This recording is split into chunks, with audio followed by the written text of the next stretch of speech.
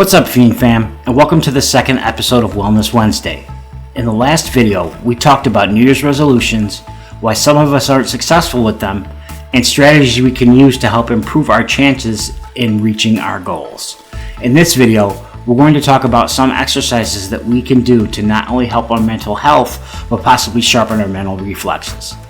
As a disclaimer, I want to state that I am not a professional in any way, shape, or form. I'm simply sharing some exercises and insights that have helped me.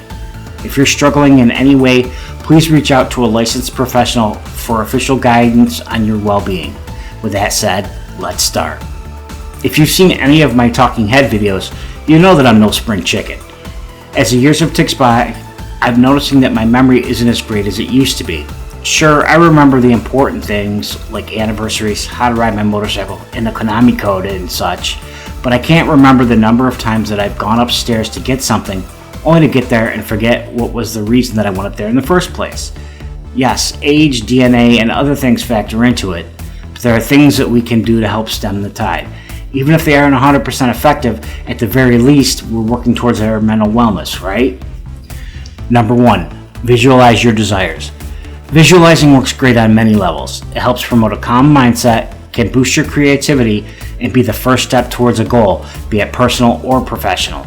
By consciously visualizing what it is that you want, it can help stimulate your subconscious into helping you make decisions that will align yourself more with those goals that you want to achieve. When we visualize, we're using our imagination, which may lead us to some outside-the-box ways to problem solve. The more detailed our visualizations, the better. Want to take the family on a vacation later this year? Close your eyes and visualize where you want to go. What are the sights and sounds that you can hear and see in your mind's eye? Say you want to go to the beach. Can you feel the sand giving way beneath your feet? How about the salty air drifting by your face? Be as specifically detailed as possible. The deeper you delve, the more likely you are to make it happen. If it helps, feel free to write down these visualizations as well.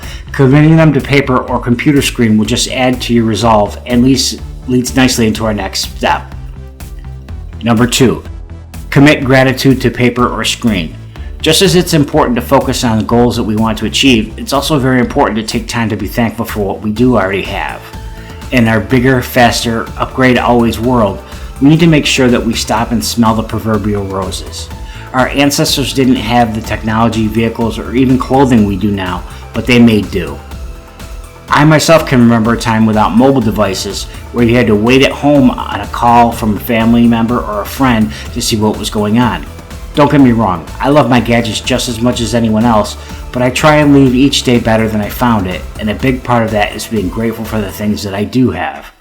Considering how things went in 2020, I think most people should take a moment, realize the things that they are grateful for, and jot them on to a notebook or on a screen. I personally feel that physically writing on paper makes it more concrete, but you do you. Try it for a month. Every day write down 2 or 3 things that you're grateful for, and once a week write down the most positive thing that happened to you or that you did that week. I'm willing to bet that after that time, your overall well-being will improve, as well as your productivity and engagement with other people. Number 3, play brain games. This one is definitely one of my favorites. With just about everybody having a smartphone these days, it's easy to download a free app and just jump in when you have a few minutes to waste or just needing something to act as a mini pick-me-up. Word puzzle games, number puzzle games, and even more traditional style games that focus on problem solving are excellent tools for letting your brain flex a little bit.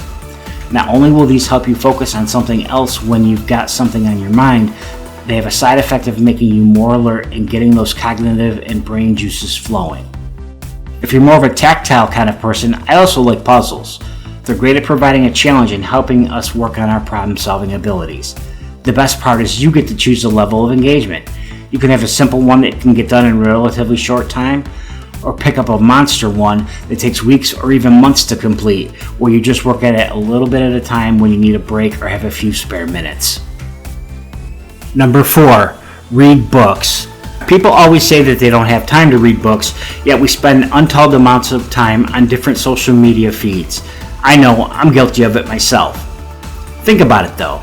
If you want to get away, what better way to do so than becoming someone else, somewhere else, and possibly someone else?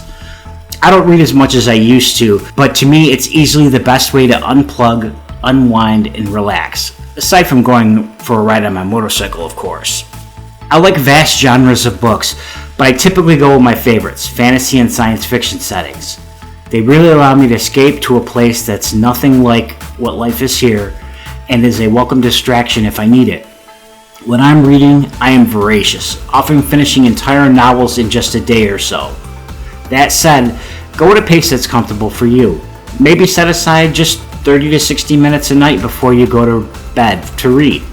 It'll help get the blue light from your device out of your eyes, and who knows, you might end up having some pretty epic dreams, or nightmares, depending on what you decide to read. Most importantly is to make sure that you're reading an actual book, even if it does happen to be on a mobile device.